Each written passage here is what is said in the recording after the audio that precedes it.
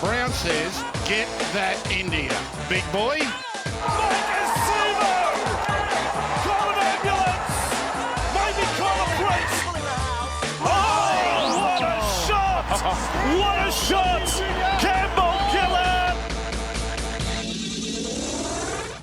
Hello and welcome back to a special edition of the Tip Sheet Podcast. As always, I'm your host, John, also known as 4020, and joining me for a massive breakdown of the Round Zero action in our big Survival Guide podcast follow-up that we had with Ron, my good mates Sixties and the aforementioned Ron. Fellas, great to have you on board to talk about all the action from the, Manly Rabbitohs game and then the Roosters Broncos game. Some good football, some controversy, we'll get to that I'm sure, but a lot of good news too for the NRL and Rugby League as it tried to make its footstep or foothold into the American market. Sixties, how you doing, mate? Mate, I'm doing really well. It's a jam-packed week that we've got ahead of us, culminating, of course, in match day at CommBank Stadium, our appearance at Parramatta Leagues Club after the game, and there's so much that we are going to end up unpacking this week. As I said, it's just going to be absolutely jam-packed. We're going to throw to Ron in a moment because he's just been to Vegas. Some terrific insights he's going to be able to share with us. But just before I do throw to Ron, thanks as always to our sponsors, Big Swing Golf, Northmead, and Star Partners Real Estate, Auburn, Narellan, and Parramatta. Without that support, this just wouldn't happen. The Cumberland Throw wouldn't happen. The podcast wouldn't happen. So it's wonderful to have those sponsors on board. But without any further ado, let's throw to Ron. Ron, how you doing, mate? Hello, guys. Really glad to be back on the show, and I can't wait to talk about all my experiences. Mate, we're really looking forward to hearing it. And I believe that it all started actually at the airport at Chicago. Yeah, so I'm going through security. Have all my shoes off. I have everything in the bin, waiting for it to come through the machine. And I'm standing there waiting, and I'm looking away from everything. And then I just hear in my ear where everyone else is walking around, I just hear, up deals. And I'm like, what the? And I look around. I don't see anybody in like blue or yellow or gold colors. And I'm like, what? And I finally see somebody eyeballing me as he's walking away, points at me, gives me the hang loose, and like starts laughing, and like in a good way. And I was like, I even left like my home airport. O'Hare is an international airport, so it wouldn't surprise me if there's people from Australia there. But it was just something I wasn't expecting before even getting to Vegas, right off the bat. So I was like, this is gonna be a good trip, and like it was just so funny in a good way that I was like, I'm gonna start documenting all these little things that may or may not be happening. So yeah, that was a nice start to get into the airport before anything even happened. And before we let you rip into the two games and everything surrounding them in terms of Round Zero, when we were chatting to you before, we mentioned the sort of dual nature of this trip to Vegas, where obviously the NRL component was a huge part of it, but the actual pure Vegas experience was also a significant portion of it. How did that part of the trip go? Just strictly Vegas stuff went. It was nice. The Luxor's beautiful. It's great. That's where I stayed at. The Strip is always super nice. We just kind of had a chill day the first day, got some food, walked the Strip a little bit. I forgot the name of it. I should have wrote it down, but this really, really nice Asian restaurant at the Aria. I had like dumplings and noodles. Like it was this place that was so nice that my fiance picked out. It was really cool. Friday we went to Hell's Kitchen at Caesar's Palace in the evening. Right after I went to NRL 360, which we'll get into, so I was dressed kind of nice instead of in all my Eels gear that I was all the way up to that point earlier in the day and all the other days. Did a little bit of gambling. Not really. I showed my fiance how to do the roulette table, and she's just putting random chips on the computer screen, and I'm losing my $20 that I put in, and she's up to like 70. She got up to 100. I'm like, you should cash out. And then she ended up going back to like 30, and I had 0, and I was like, whatever. And just stuff like that. Typically, we went shopping around the Strip, checking out different casinos, went to the Bellagio, watched the water show. Game day, it was more chill. We just went to the buffet at the hotel, just kind of stayed in. The weather out in Vegas, when I landed, there was a weather advisory for wind, and I was like, yeah, whatever, it's nice out. But the wind was actually pretty strong. The first 2 days, it didn't really affect anything. You just kind of chilly because it was 60s degrees Fahrenheit. I don't know what the translation is for Celsius, so I apologize. But it was like, I guess I can compare it to hoodie weather where you're comfy, but then with the wind, it made it kind of cold. But then game day, it was bad weather. It was like rainy and super windy.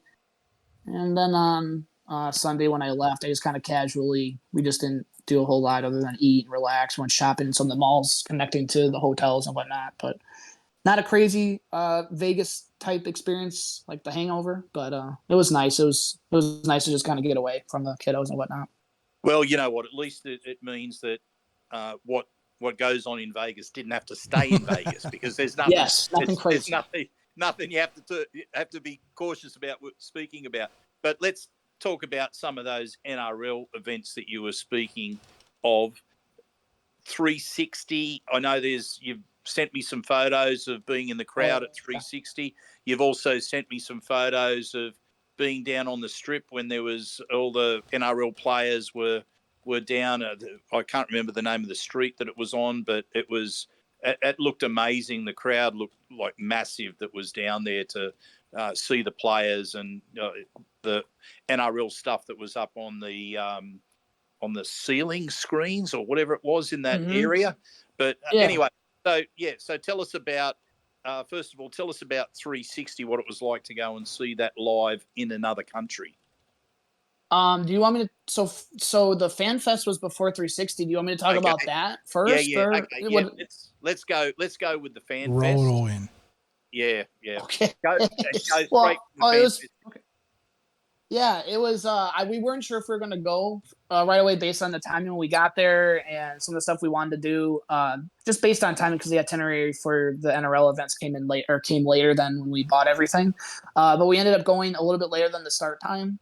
So it was at Fremont Street, which is known as Old Vegas. I assume it's called that because back in the day, before what Vegas was, that's what it used to be.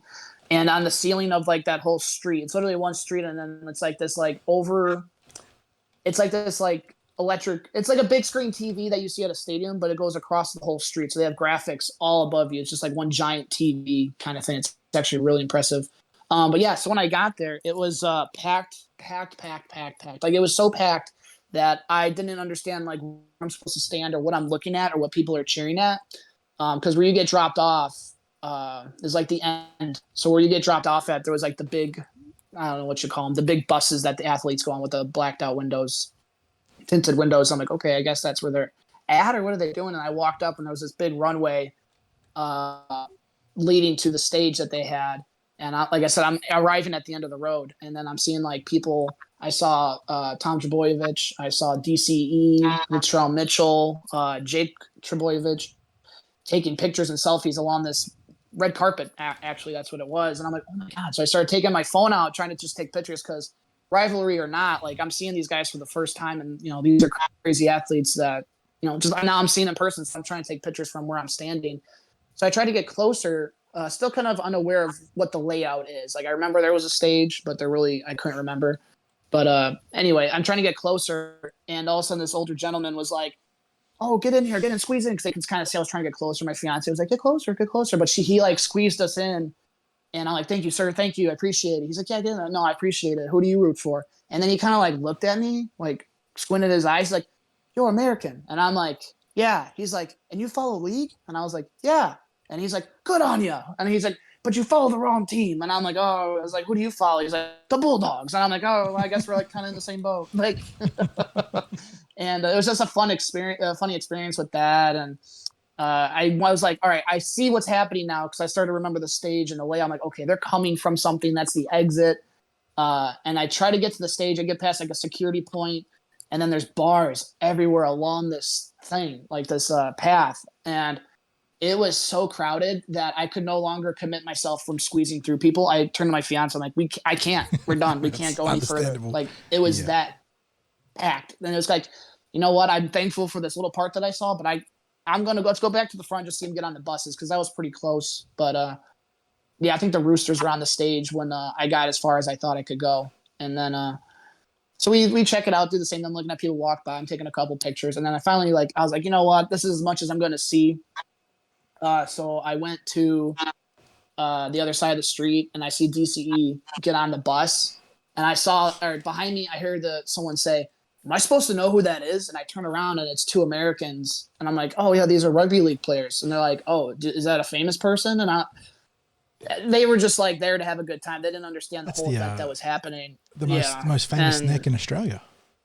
yeah, Old DC, right? Yeah. the big turkey neck there. But yeah, he's obviously a very good player in the context of Australian sport. But yeah, you don't expect him to be recognised in Vegas. No, right.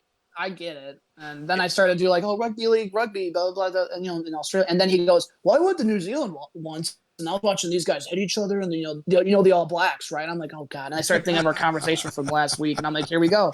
Here we go. And I'm like, you know what? And I was like, you guys have a nice trip, because, I'm not going to sit there explain the history and everything. And I'm like, I'm just going to enjoy myself. I was like, I thought of you guys immediately. I'm like, oh, my God. I have to ask at this point, when you're there and you're hearing noise around you, are you hearing mostly Australian and because I believe there was a lot of English people there as well, Australian and English accents, or did you hear many American accents of people that were catching all of this fan fest?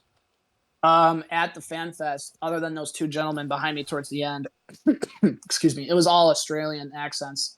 And I know there was English people there. I saw a couple Super League jerseys later on in the trip, but right there, I would assume it was all Australian accents. And my fiance is like, I just love their accents, because everywhere we go, we're hearing conversations or quibs or all that kind of stuff. And yeah, it was all Australian. Like in those moments, I couldn't find an American, or I didn't hear anything. So, oh yeah, it was heavy trip of a lot of Australians. Was there really cool. Any variation in the Aussie twang, or was it all pretty much the same accent?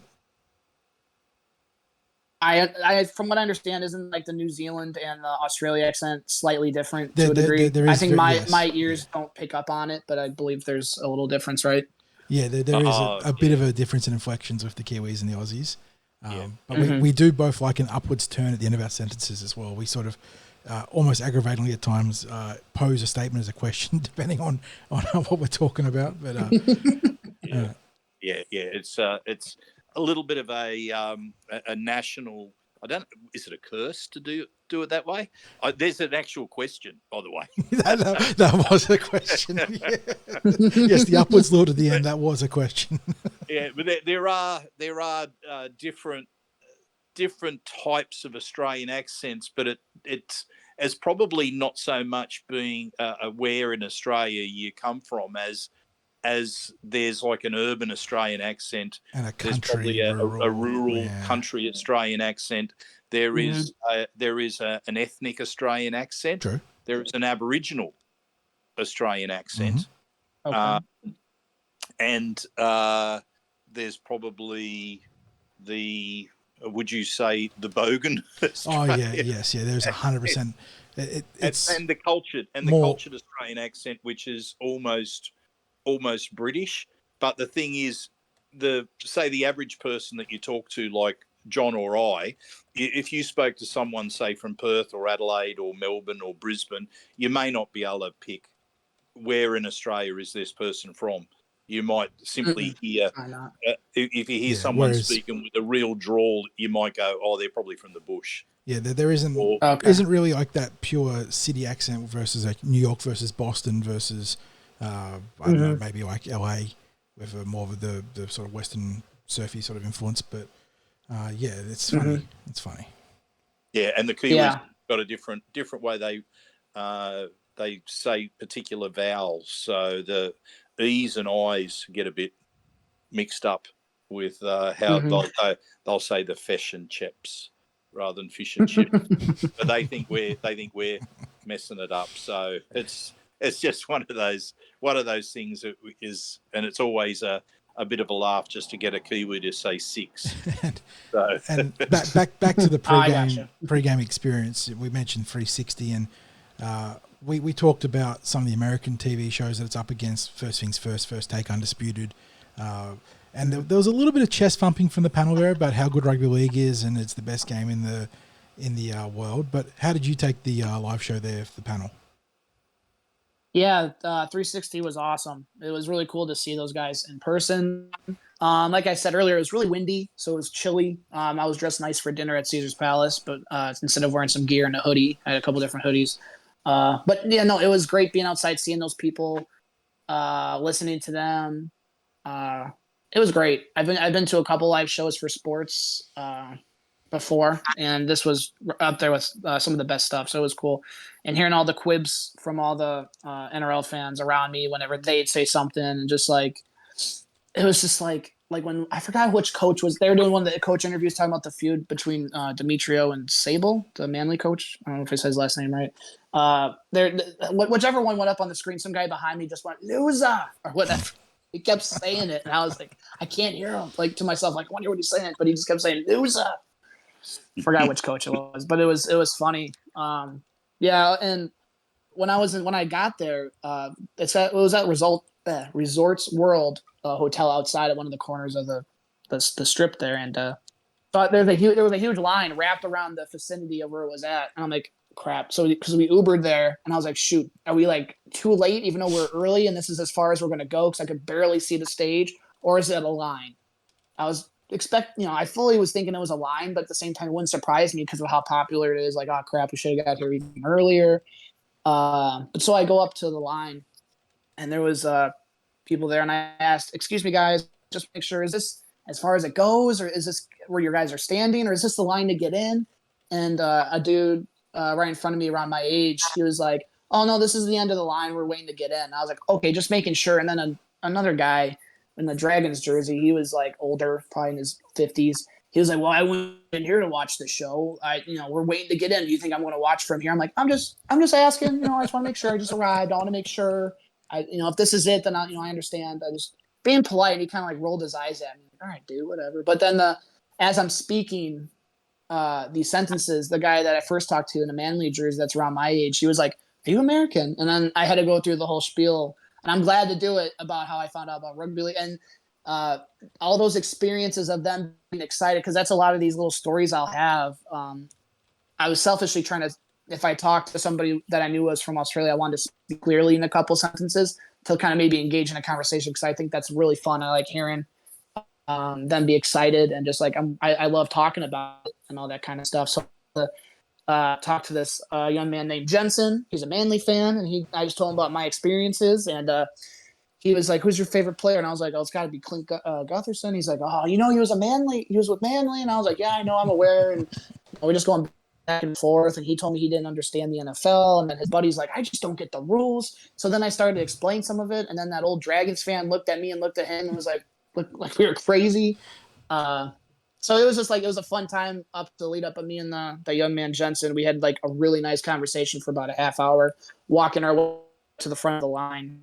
And maybe if you guys were talking in the past podcast about how I met somebody, a fellow American, in the Facebook group that I'm in, that's helped me get to where I am now, and just my knowledge and having fun. His name is Kent, and I finally, after 3+ years of talking to him and everything, I got to meet him at the NRL 360. So some of the pictures that Sixties might share, the taller gentleman with a nice beard, that was Kent, and he couldn't have been anything better than I expected. He was awesome, great dude, just as awesome online than he was in real life. So really a special thing to meet somebody like that, and we had a good time. Where was he from again, Ron? He was from South Carolina, which is on the East Coast of America. Yeah. So I was going to ask about what his name was and where he's from, all that sort of stuff when we got to match day. So I'm glad you mentioned that now, because now we've got his name as you said, Kent, was it? Yeah, Kent, Kent. Oh, like our mate Paul Kent. Yes, I got to see him in real life. That was pretty cool. Yeah, it was a good time. And before 360 started, they started a little bit late. I bet it was because of the weather, unless the time, whatever, it doesn't matter. Voss, the commentator, he was on the stage hyping up the fans, hyping up the numbers that's going to be at the game, how excited it all is, and it was very valid. And then you're seeing what fans were in the audience from what teams that were not. And then he asked if there was any Americans. And I thought me and Kent were just going to like blow everyone out of the waters with our yell. But there was like 4 or 5 other little pockets of Americans. And then, of course, Voss doesn't look at the tallest dude that's standing in the entire show at Kent. He's like 6'8" or 9". He's really tall. But he's talking to, there was like a Panthers fan, and then there was like another, crap, I forgot what fan he was, but yeah, so it was obviously he was talking to them. He's like, oh, okay, that's how you got started. I remember that grand final. That was a long time ago. Oh, you're a Panthers fan. When did you get started? Oh, 20 years ago. Funny how you're a fan of the team that's been winning the last 3 years. It was actually really funny how you kind of did it. But it was a great experience. 360. I was so glad that if I had to make one event, that was it, other than the game. So yeah, it was great. I'm disappointed that you didn't mention attending that restaurant that Fletch and Hindy went to. What was it? The Heart Attack. I've seen that. I've seen that on was it Beard Eats Food, or whatever it is, the big YouTube eater is. Yeah, the Heart Attack. I didn't stay for. I had the reservation walk from where we were at, so I didn't stay for Matty John's. But I thought when you initially asked me that, I thought you were talking about Braith, the restaurant he went to, and they were joking with him about the $1,000 steak. I think that restaurant was called Puppies or something like that. I was unaware of it, but I thought that was hilarious that they put his Instagram story video on the show. That was so funny. No, this is what they recorded, I think, late last year when they had a bit of a Vegas venture themselves prior to happening, and you may not have seen the episode, but it's probably the best Fletch and Hindy segment that I've ever seen. It was a full episode on its own, and it included going to various sites in Vegas, including this place where everything was like high in calories. There was nothing in the way of salads that was in there. The burgers were like about, a foot or so high, and lots of bacon, all this sort of stuff. And then if you didn't get through your meal, you were then spanked. Mm-hmm. So you had to grab hold of this rack, bend forward, lean forward, and then you were delivered 3 whacks with this paddle, and it wasn't anything. It wasn't a light whack that the fellas were receiving, and the waitress seemed to be taking great pleasure in doing. Should have finished the sandwich. Yes, she was in the nurse's uniform. The Jello shots were delivered via syringe into the mouth. The beer came in tablet containers. It was supposed to be heart attack venue, and it looked like it was ready to deliver. But anyway, it would have been. That would have been something else if you had have included that, because then you could have relayed what it was like to try to consume one of those meals and then to be punished afterwards. But we'll skip over that. People have seen Fletch and Hindy and Matty Johns and Gordon Tallis receive their punishment for not finishing the meals. Okay, let's go through to match day. What was it like before the game in there, like in terms of the presentation, people that you might have spoken to, anything around the game rather than the game itself? Talk us about what went on outside of the game itself. So, excuse me. So, like I mentioned earlier, the weather that particular day was not good. It was kind of bad, but the 2 days prior were decent with the wind. But so there wasn't a whole lot going on outside. There really wasn't. Just people getting in through security. There was a lot of media people walking around it, like reporters and Fox League cameras and media stuff like that. But nothing for fans. Nothing like to do. Someone couldn't get their tickets from Australia. Whoever had them had to send them to somebody. So someone came up to me asking to use my phone, but then they had to use like the Australian area code or phone number. Like my phone couldn't do it, and I was like, I'm sorry. And hopefully they got into the game, but that was like some dude came up to me. People were asking for pictures, like how, can you take a picture? I'll take a picture of your family. So that was nice, and it had a nice interaction with fans, and saw some people that we took pictures of wanted to take a picture with some American cops outside the stadium who were all geared up, and I thought that was kind of cool. Like, all right, maybe it's different in Australia, so that was kind of cool to see. But no, it was a lot of positive things going on outside, but not a whole lot to do. Just the energy was high, though. Everyone was excited. I could genuinely feel that. Inside the stadium, inside the stadium, there was obviously food. You could see the stadium open up right away. I've never been in that particular stadium. They had all the merch, all the Las Vegas merch right there. They had hats, hoodies, T-shirts. It was really cool to see, and I told myself I was going to buy something at the stadium beforehand. I just didn't expect the lines to be as crazy as it was, so I'm like, you know what? I'm just going to get it online because I'm not going to miss anything standing in line. So it was cool to see all that stuff. And then the day after, I saw a lot of people around my hotel wearing the merch. So I definitely want to get it for sure, just to kind of document the trip through that. But yeah, not really a whole lot going on. It might have been because of the weather. They kind of said, let's hold tight on anything because this wind was crazy and it was like rainy. So unfortunately for that, but you know what? I was more concerned about the game and everything. And when it came to the game, we spoke to you beforehand about your expectations, the what you would be able to see live opposed to what you were seeing on television on the small screen. So can you talk us through those things that you were able to notice that you'd never maybe noticed before? Yeah, just maybe this is cliched, all the advertising and everything else, but it was fast. It was fast. It was faster than I kind of expected.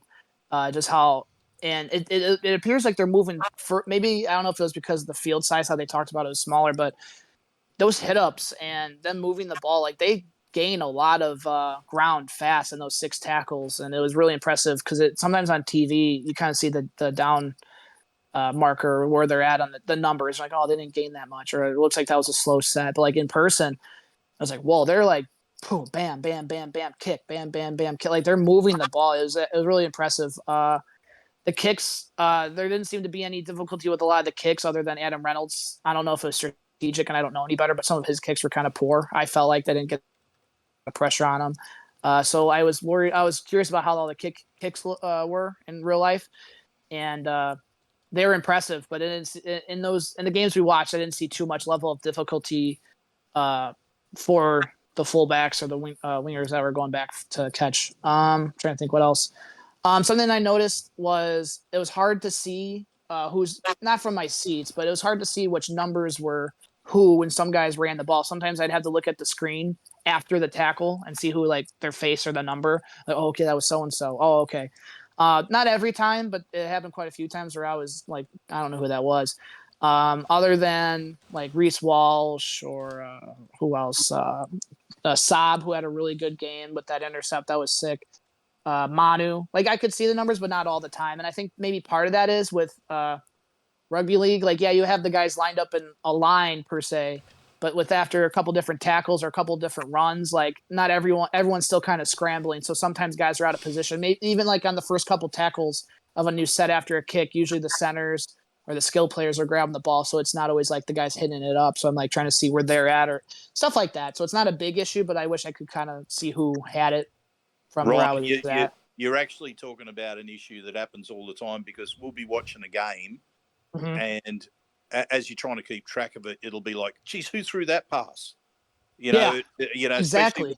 Especially when it's an offload through the center of the field or something like that, it's or the play's going really fast. So you're not really talking about anything that's foreign to us in any way, shape or form. And even when we're watching junior reps on the weekend, we're always asking, who scored that try? Like, did you see the number of who scored that? Because if we're watching Parramatta, you start to become, when you're watching live, familiar with the size and shape of the player. So you're not relying as much on numbers. But when you're watching a team where you're not as familiar with the players and you're relying on numbers, geez, it can be hard to pick up. So that is something. But you also mentioned to us that you were looking forward to seeing the shapes and how the defensive systems worked and whether the play is going the right side of the field for where the advantage looks like it is. So how did that work for you, seeing it live? It was cool seeing how they staggered themselves, if that's lack of a better term, before the pass, how they were lining up and just seeing who got the ball. And a couple of those tries or penalties, like I can see like the obstruction and seeing how if there wasn't, I don't think there was any obstructions. If not, there was one. I can't remember. I know they reviewed one that was kind of close, and I think they said it wasn't. Either way, just seeing them line up ahead of time was really cool, and seeing who they do or don't pass to. Yeah, it was just really cool to see how it all built up. I thought both teams, for the most part, played really well defense. Despite the score. That Luke Brooks try was sick. That was pretty cool. I could see his number when I saw him run that in. I was like, oh, I think he's gonna have a really good year. I think he's gonna have a really good year, not being the guy for a team, but he's just gonna play his role and do well with all those other guys around him.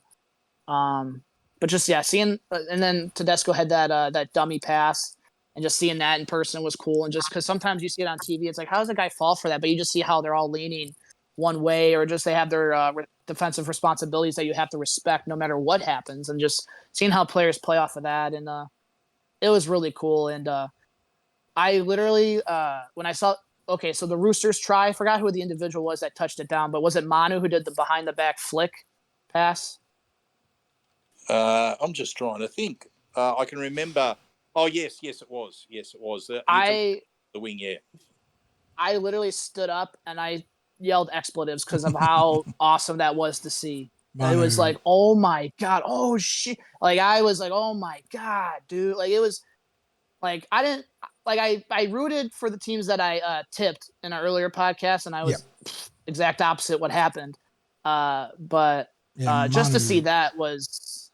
I was going to say, Manu also had insane. the Allen Iverson, Tyronn Lue crossover on Selwyn Cobbo, where he broke his ankles on that right sideline. So, yeah, if anyone's been listening to the podcast, I'd know that 60s and myself, but 60s especially, is a huge fan of Joey Manu and his immense talents.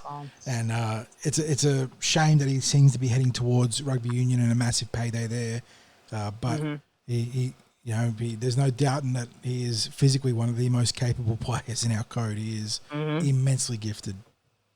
Yeah, my take has always been just throw the kitchen sink at him in terms of an offer, because he, in my opinion, if we had been able to recruit him for the Eels, he was going to be a difference maker in terms of helping us to break through for a premiership. But he's indicated off to Union. If he comes back, it'll be to the Roosters. He doesn't intend to play against them. So, and I look, you know what?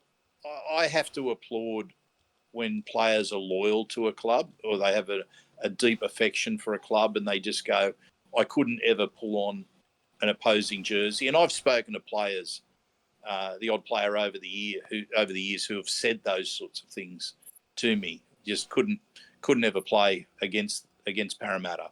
The most recent one was Manu Ma'u, who left Parramatta. What would it have been at the end of 20? Would it have been 20 as long ago as 2018 or something like that, John? The end of 2018, yeah.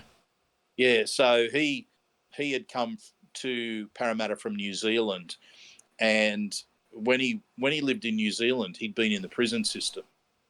And Parramatta went through quite a bit to bring him to Australia, and he was just so deeply attached to the club and to Brad Arthur. And he was a man of very few words. He's a very, very tough man. And I spoke to him when it was announced that he was going, and it was getting towards the end of that year. And he just said to me, I could never, because he went to England to play. So he left Parramatta, took up a contract offer that was very rich for him to go to England, more than he would have earned at Parramatta. And he just said, gave him an opportunity for him and his family to see different sites in the world and living over in England. He couldn't pass up the opportunity to set the family up better for life. But also he just said, and I could never go to another club and play against Parramatta. So I applaud Joey Manu for, saying that he couldn't go elsewhere. But geez, if I had it in my way, if I had been control of the purse strings, I would have just thrown an amount at him that would have been impossible to refuse. And Let's keep pressing a couple zeros at the end of the number there. I ignore the salary cap, do a Gus, Mhm. we'll work it out later. Under the rug. Yes. So in terms of the two games, I mean, my opinion was that the first game was a better spectacle. Which game did you enjoy the most and why?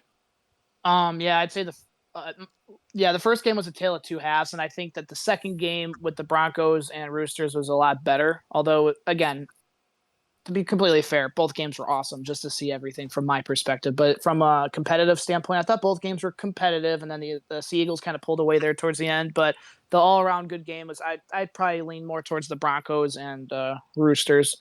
It was closer more often than the previous game. It was just awesome. It was just I love the action. The defense was awesome. I think all four teams still have a lot to prove. I mean, I'm not counting the two teams that lost that they stink or they're out of it by any chance. Long season. And just also, and I asked this question before, but how were there many Americans around where you were? I know you were sitting with Kent, but were there other Americans around you? And if so, what seemed to be the response, the reaction of them to the game, or is that just a question that you couldn't answer because there were just too many people around and you weren't able to isolate who was American and who wasn't? So for where I was sitting, there was no Americans that I was aware of. They did the Australian national anthem and the American national anthem, and I didn't see anyone else singing the American national anthem around us. I think there wasn't anyone there. The guy to the right of Kent brought his buddy. That was his connection to get to Vegas. He stayed at his house. The guy to the right of him, his name was John. The guy next to John, he was from Canada, and he was, I think, a Broncos fan. He had a Broncos jersey. I didn't find that out till like towards the end of the second game. He finally, not that I needed him to speak to us, but he finally spoke to us, said he was from Canada, this and that. And I was like, oh, that's pretty cool. But no, I don't think there was any Americans in our vicinity. I do know there was some there based on seeing going to 360, so they couldn't just be those little pockets. I'm sure throughout the stadium there was more Americans, but no, unfortunately, there wasn't anyone near us in that time frame. No. Well, it's going to be interesting to see how this promotion, whether it works in the sense of having some sort of profile in America for rugby league. Now, no one's kidding themselves about how minor the sport would be going forward, because I mean we're talking about just getting some footprint there in terms of a little bit of television exposure, a few people getting to the game. But was it in your opinion, was this a valid entry into the American market? Do you think it's going to set the stage for the next 4 years of trips to Vegas by Australian rugby league teams? Do you think it's going to build on this, or was it a novelty factor this first time that brought in lots of overseas tourists? What's your overall take, mate? So my take on that would be, yes, it's going to take more than 1 year. And we'll see what happens at the end of this 5 years that they're talking about. I mean, this is the first step. This is what's going to have to happen to begin with, and I think it was a good first step. I think they just, like I spoke about before, they have to take their advertising and extend it to reach further audiences and further eyes to see, other than just Australian fans that already are aware.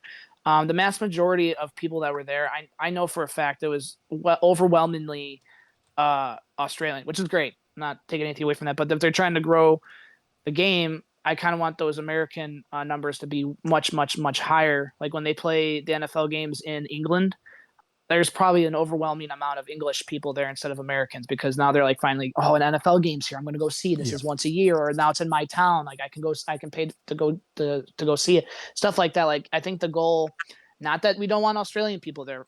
Like obviously that's not what I'm trying to say, but I think the goal is like to have an overwhelming number, whatever that number is, of American people there.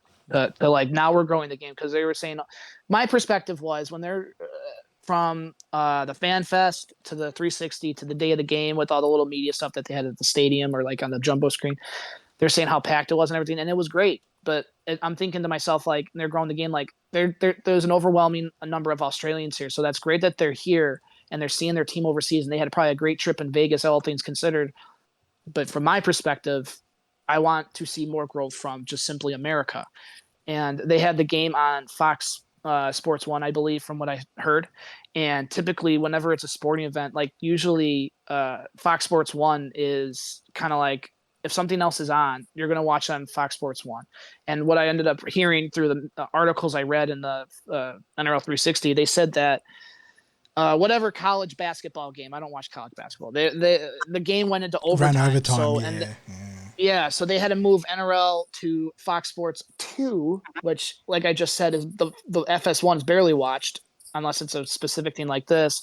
They had to move it to the sister channel, and then they had to bring it back to that channel.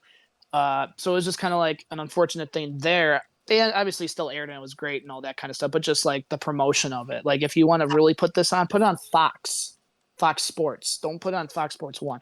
Granted, that's me saying that. I understand there's legality and money and timing and scheduling and all that kind of stuff that I don't understand. So that's what I would say. But obviously, I think it can grow. I think they can do it better. I don't think this was bad. I think they can take everything that happened in this event on the field and the media and the telecast and all those things and just grow from it. And they can check boxes, what worked and what didn't work and what we could do better and just go forward and grow it.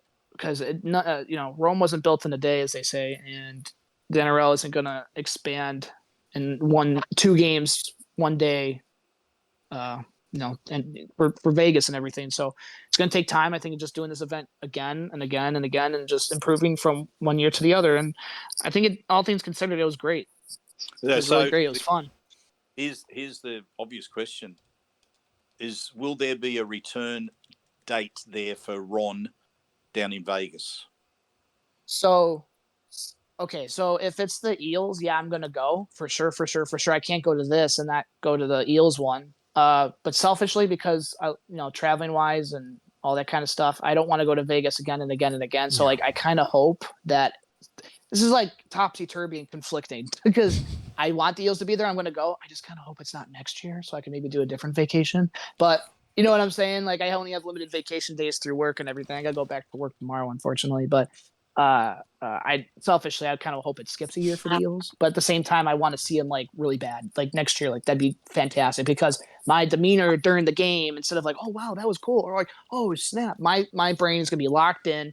I'm gonna be screaming. I'm gonna be calling these guys from the 300 section by first names, why they're messing up, why they're cheering them when they're scoring. So like my whole demeanor is gonna change, and I think just being in it like that would be obviously a great experience compared to this one. But yeah, if the Eels are there, I'm going to go. So I'm not going to miss that opportunity after going to the game the other day with the 4 teams that I don't really care about. Well, I care about the players and their talent and everything, but I'd much rather go on to see the Eels, obviously. We're talking about investment there. That's what it is. Yeah. Yes, sir. The emotional investment in a team. And you know what? At some day you're going to mark down a trip to Australia for one day. And you're going to time it so that you'll be able to get here where it's not too cold. And it might be around that March, early to late March time. So you get a bit of warm weather, but you still get to the football. So you can maybe combine the beach and the football in the trip.